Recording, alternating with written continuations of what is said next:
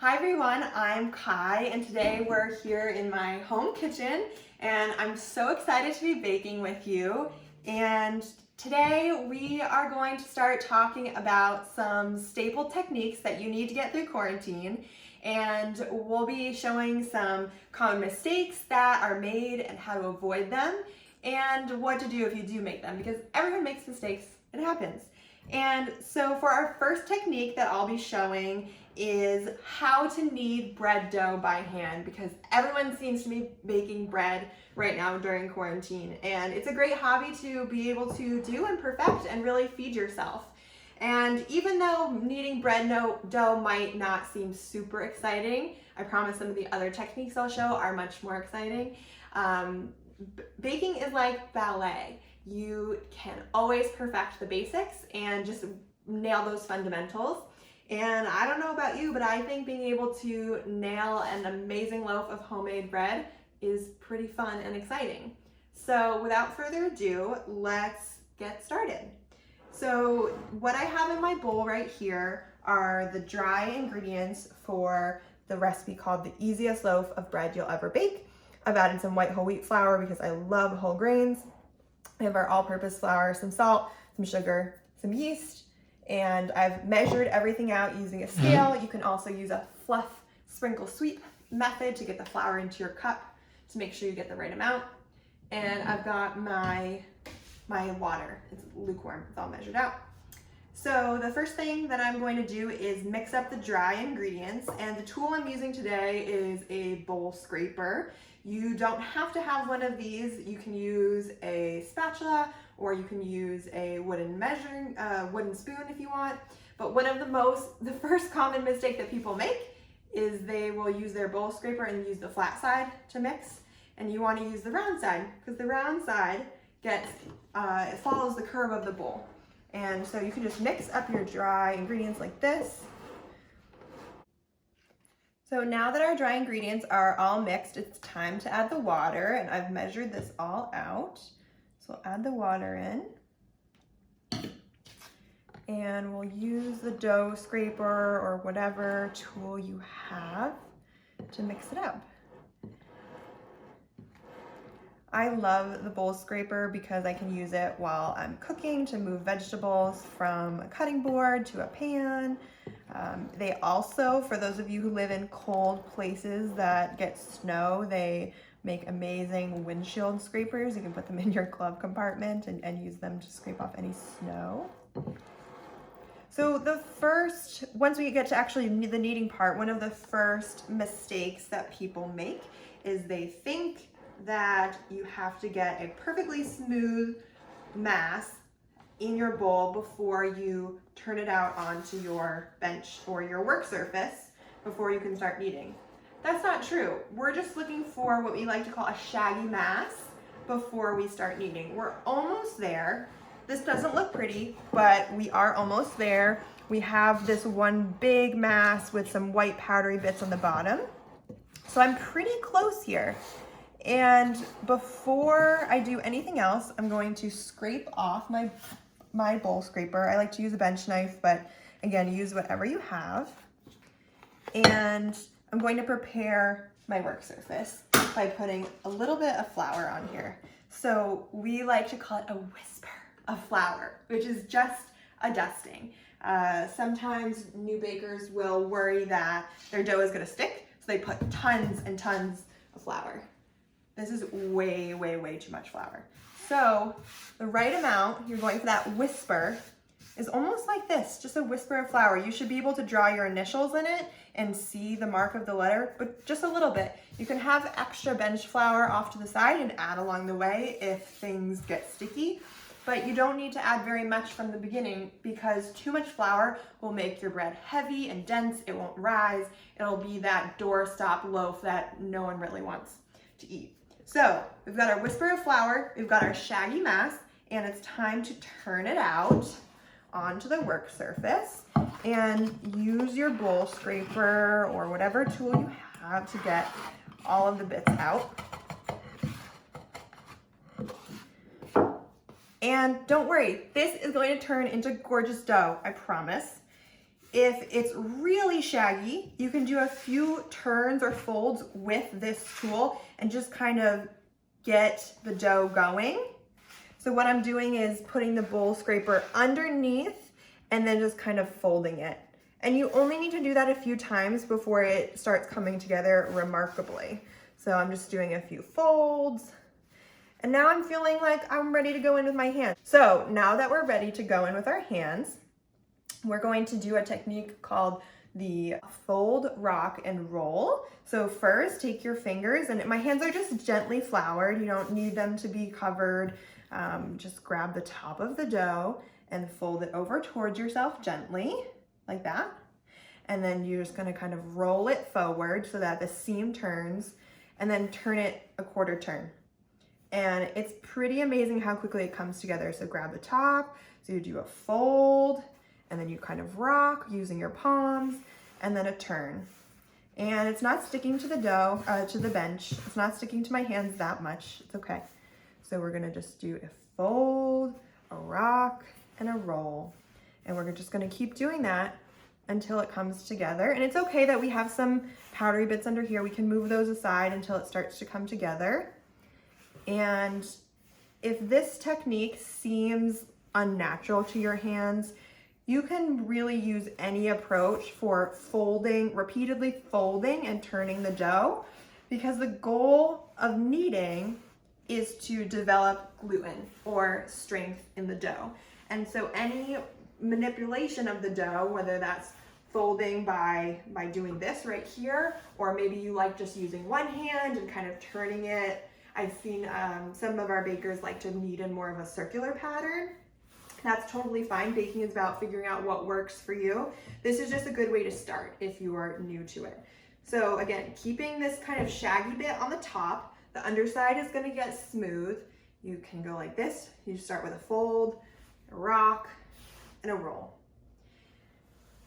Once you get this technique down, you can start going a lot faster. And you can see, I'm glad we didn't put extra flour because we ended up with some extra here, probably because I used some whole wheat, so the dough didn't need that much extra flour. So one of the common mistakes that people make when kneading dough by hand is they are far too aggressive with the dough. So when you put too much pressure, let me show you what happens. Things get sticky really fast. Look at that. So you need to be gentle so that the soft, sticky inside stays on the inside of the dough, and the outside gets this nice little skin of flour. So if this happens, how do you fix this? You say, ooh, I kneaded way too hard. You can use any kind of tool to scrape it up, get some of that extra flour, do your whisper of flour again, put it down. If you have any of this sticky stuff, try to get it off. We say dough sticks to dough. So start with somewhat fresh hands. You can just flour your hands a little bit. Start again. So we're going to fold, rock, turn. And pretty soon it'll get that nice coating of flour on the other side and it won't stick. So what other pitfalls do new bakers make? Sometimes people put flour on the top of their dough so that it doesn't stick. But if you're using the technique that I just showed you, what's gonna happen to this raw flour? Let's see. When we do our fold and we rock and we roll, we basically just made a raw flour sandwich with our dough. And you're gonna end up with white streaks throughout your dough and just kind of have pockets of raw flour. So if it is getting sticky, you wanna flour your bench. You can kind of scrape up any bits of dough and then re-flour if you need to. But don't put that flour on the top because then you get that raw flour sandwich. If you're on the other side of the spectrum of kneading, I don't think most people knead too gently. If you have fairy fingers, as we call it, and just kind of you're too nervous to really do anything, what might happen is you won't build enough strength in the dough. So if your dough is just kind of still a shaggy mass, it's really soft and it doesn't seem to be coming into a ball, can give it a little bit more pressure. It should feel smooth, it should feel bouncy. Not all bread dough will look the same when it's properly kneaded because of the amount of water that's in it. So if you're making a recipe like ciabatta dough that has a lot more water in it, it's supposed to be really sticky. It's not supposed to look like this. You shouldn't add enough flour to make it look like this because it's not the same. This is similar to the consistency of a soft sandwich bread though. So if you're going for just kind of a standard crusty loaf or a boule or any sort of pan bread, this probably is about right. So I'm sticking a little bit, I'm gonna go like this and keep going. So sometimes I like to switch to a one-handed approach, totally fine. Other mistakes that you want to avoid when you're kneading bread dough by hand is not kneading for long enough. It takes a little bit of time. It always takes longer than I think. Sometimes I like to set a timer for myself, just to say, okay, you're done now, because you need to evaluate your dough and decide before you make that call. But just to give me a sense of time, because let me tell you, 5 minutes never feels so long as when you're kneading or when you're hungry. So usually, depending on the formula, you need to knead bread dough for 5 to 8 minutes by hand in order to develop it so that it's strong enough. So if you want, set yourself a timer, play 2 of your favorite songs, and just work with the dough for a bit. Keep on rock, roll, fold. That's essentially what I'm doing still, just one-handed. And how do you know when you've kneaded your bread dough enough? You look at it. So let's take a look. This is pretty strong. It feels a little bit bouncy. It's relatively smooth. It kind of looks like a rough orange peel, and that's because I used a little bit of whole wheat flour. But if I poke it, see how it bounces back? Sometimes people call that the doorbell test, because like you're poking a doorbell, it bounces right back. That means that it's fully kneaded. So it's pretty much there.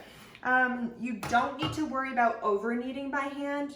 Unless you're the Hulk, you probably can't do that, or you get really carried away and end up kneading for 30 minutes or so. So that's a mistake you don't need to worry about. So now that our bread dough is beautifully and properly kneaded, I will put it back in the bowl that I used to mix it in. Or actually, I'm even just going to do this. It's a little tight, it needs room to expand, but this is a great way to avoid using extra plastic wrap. Last thing you want to avoid that's part of this process of mixing bread dough by hand is washing your hands when they look like this. Unless you would like to see your plumber, then you need to do what's called a flour wash. So just take a little bit of flour in your hands and rub your hands together, and it helps get all these dough bits out, and then you can scrape them up and put them in the compost, and then they won't clog your drain. So now what you would do is go back to your recipe and look at how long it roughly says to let the dough rise for. Make sure you also look for the visual cues. Some recipes will say it should double in size, or it probably won't double in size. So check that out. Take into consideration the temperature of your kitchen. If you have a really cold kitchen in Vermont, then it might take a bit longer for your dough to be ready for the next step. But if you want to try making this actual recipe that I just showed you, it's called the easiest loaf of bread you'll ever bake. It's an awesome recipe that makes 2 loaves that have a wonderful flavor and texture. And proceed with the recipe. We have some helpful videos on that recipe to guide you along the way. So at this point, I hope that you feel confident in kneading your next batch of dough by hand, and hopefully you learn something even if you're a pro.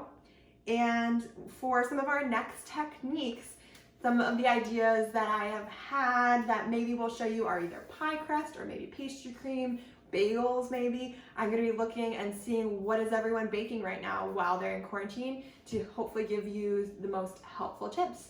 So check out the recipe, knead your dough by hand like a pro, and let me know if there's a technique that you want to see demonstrated and find out how to avoid those common mistakes.